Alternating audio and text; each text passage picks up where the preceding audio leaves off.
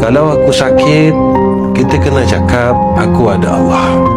Kalau kita ada masalah, kita kena cakap dalam diri kita aku ada Allah.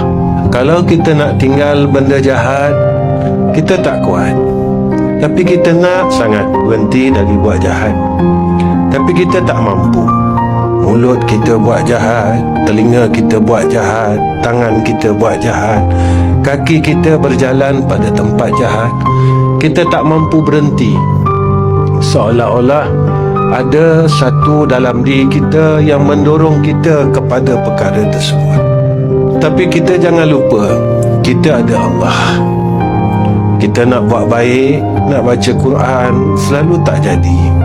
Nak pegang tasbih berzikir, selalu terkandas. Nak bangun malam, puas kita kunci jam, tapi kita tak boleh nak bangun. Selalu kita cakap dengan diri kita, aku ada Allah. Kenapa? Di situlah ada harapan. Harapan itulah doa.